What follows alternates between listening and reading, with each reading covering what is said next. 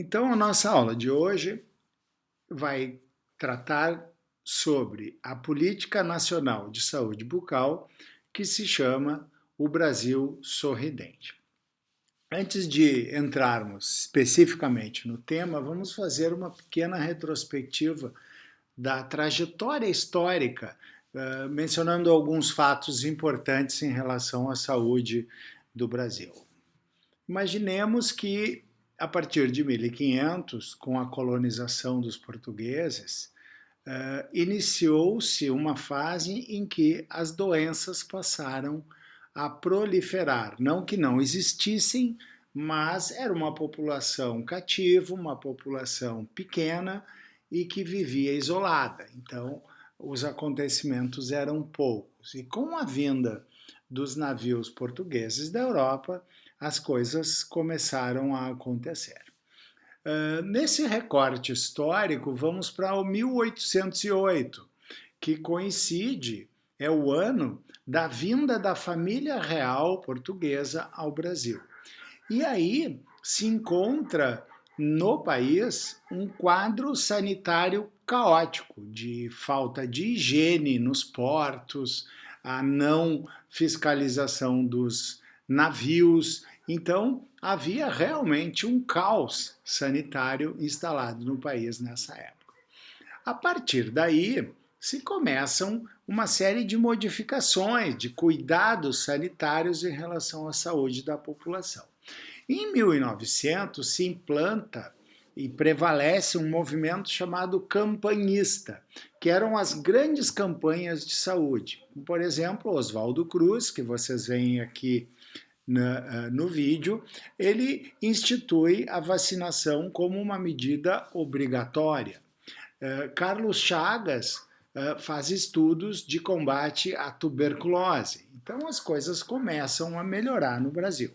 Em 1953 é criado o Ministério da Saúde, que até então não existia, imaginem. Então foi criado o Ministério da Saúde. E um marco importante da trajetória histórica da saúde no Brasil veio a acontecer no ano de 1986, que é quando tem lugar a 8ª Conferência Nacional de Saúde. Esta conferência foi extremamente importante, porque ela lança bases para a reforma sanitária brasileira, um movimento que conceitua a saúde de uma outra forma, de uma forma contra-hegemônica. Existe a proposição de uma nova Constituição Federal, conceituando melhor as questões da saúde, e é lançada a ideia da criação de um sistema único de saúde. Depois, em 1987, foi criado o Sistema Único e Descentralizado de Saúde, que é o SUDES, com o princípio da descentralização sendo observado, ou seja, tirar o monopólio das decisões de Brasília, uma vez que o nosso país é muito grande e desigual. E aí sim, finalmente, em 1988, é promulgada a nossa Constituição Federal e ela institui a criação do Sistema Único de Saúde e mais, ela avança no conceito de saúde dizendo que a saúde é um direito do cidadão e um dever do Estado. Então, novamente pontuando aqui para uma visualização mais fácil, os pontos mais recentes e importantes. 1986, como eu disse, a Conferência Nacional de Saúde.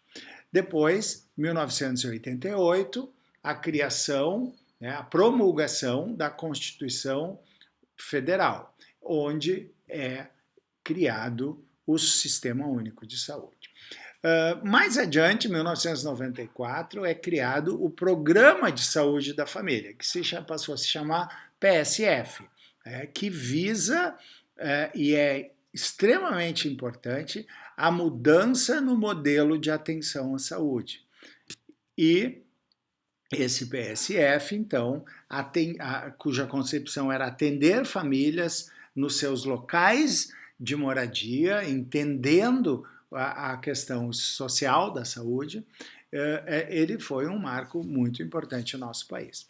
Mais adiante, no ano 2000, é criado as equipes de saúde bucal, os ESBs, dentro do programa de saúde da família, dentro desse trabalho, então, multidisciplinar, é incorporado a saúde bucal. E, em 2001, é inserido as equipes de saúde bucal nas estratégias de saúde da família. Então, agora o dentista passa a fazer parte deste programa de estratégia de saúde da família.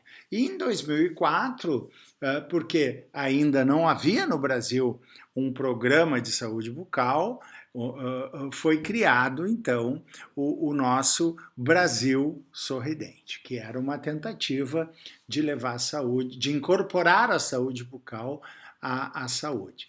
Em outra aula anterior, nós vimos que a saúde, dela faz parte a saúde bucal e todos esses conceitos de saúde visam, na atualidade, conferir aos cidadãos qualidade de vida. Então, você vê, por exemplo, uma situação como essa, jamais alguém poderia ser feliz. Né? Um cidadão que não tem capacidade de inserção no mercado de trabalho, a pessoa tem vergonha de rir, a pessoa não se insere, enfim, no mundo social. E aqui só para lembrar, um estudo antigo, é verdade, mas publicado, visualizando e desprezando a questão humana. Por exemplo, um sujeito publica um estudo mostrando esta foto, dizendo que o paciente tem a pigmentação melânica em região anterosuperior. Aí ele faz uma raspagem desse epitélio gengival e mostra o seu aspecto clínico, de onde ele removeu a pigmentação melânica do lado esquerdo. E agora, pasmem vocês, um aspecto clínico 1 ano depois da intervenção cirúrgica. Então, reparem, uma técnica absolutamente discutível, mas fundamentalmente um desrespeito ao cidadão, ao ser humano, porque vejam os dentes e expor um sujeito a ficar dessa forma durante o tempo que o estudo que durou, durante 1 ano. Então, essas atrocidades, vamos dizer assim, precisavam mudar, porque durante muitos anos a odontologia esteve à margem, esteve completamente fora de qualquer política pública de saúde. O acesso dos brasileiros à saúde bucal era muito limitado, era difícil, era cara, a odontologia era realmente para quem tivesse dinheiro. Então, a lógica era mudar esse perfil, porque na época os poucos serviços odontológicos oferecidos faziam com que o principal tratamento na rede pública fosse a extração dentária, o que perpetuava aquela visão antiga da odontologia essencialmente mutiladora e que se tinha uma visão do cirurgião dentista apenas como uma atuação clínica e de executar extrações, e a saúde bucal do brasileiro era bastante precária. Então, aqui uma brincadeira, mas infelizmente durante muito tempo vimos esse tipo de situação, consultórios de prótese, né, fazendo, na verdade, extrações dentárias e tentando recolocação de dentes, como esses absurdos que vimos. Então, vindo de uma concepção de mudanças em relação aos conceitos de saúde e com o objetivo de alterar completamente esse quadro de saúde bucal, em 17 de março de 2004, o Ministério da Saúde lançou a Política Nacional de Saúde Bucal, que se chama o Programa Brasil Sorridente.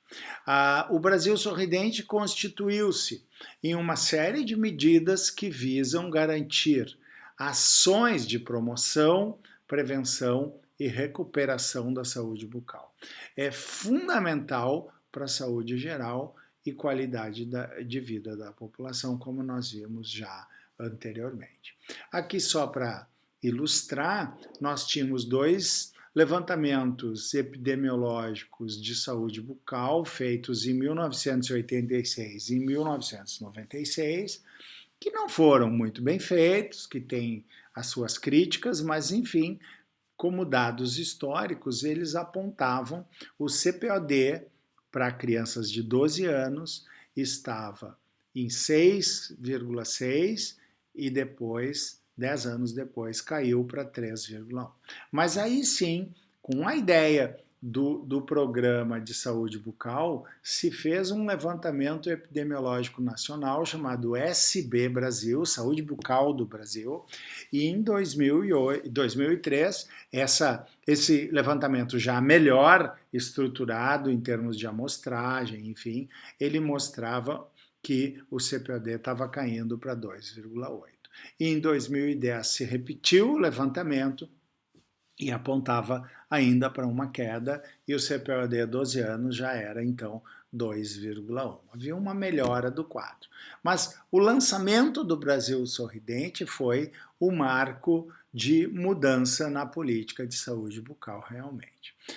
O programa, então, como eu disse, foi criado em 2004 e a sua principal meta, a sua linha de ação era a reorganização da atenção básica em saúde bucal. Como seria feito isso? Através da implementação de equipes de saúde bucal e inserindo o dentista, portanto, nas equipes de estratégia de saúde da família. A meta principal do programa é a reorganização da prática e a qualificação de ações e serviços oferecidos, voltadas essas ações e serviços para cidadãos de todas as idades, com ampliação do acesso ao tratamento odontológico gratuito através do Sistema Único de Saúde.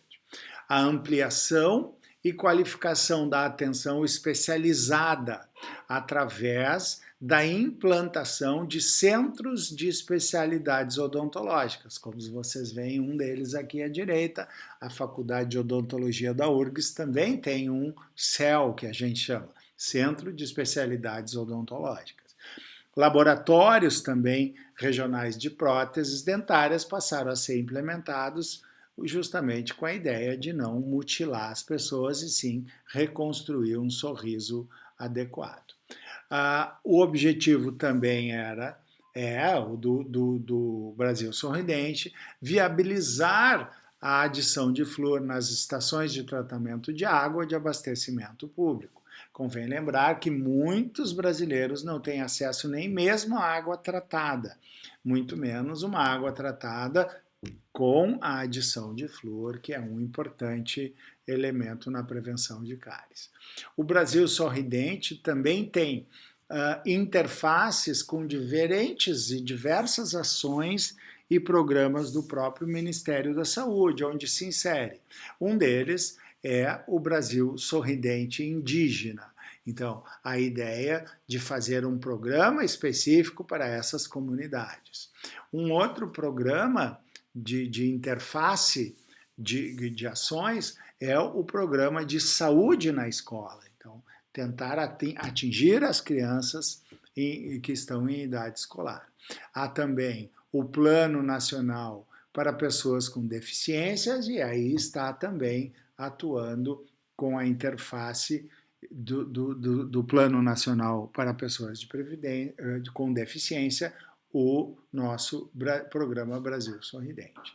O Brasil Sorridente também atua na Convenção de Minamata, que é a convenção que alerta para os riscos do uso de mercúrio.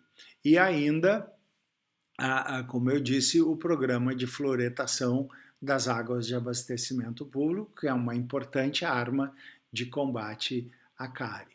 E aí, o principal desafio do programa, que tem toda essa concepção bastante adequada, é que se transforme esse programa, o Brasil Sorridente, não em uma política de um governo, mas sim que ele venha a ser uma política de Estado, o que é extremamente importante, porque ao mudar-se os governos, e eles mudam de tempos em tempos, o objetivo é com que essa política de atenção à saúde bucal permaneça.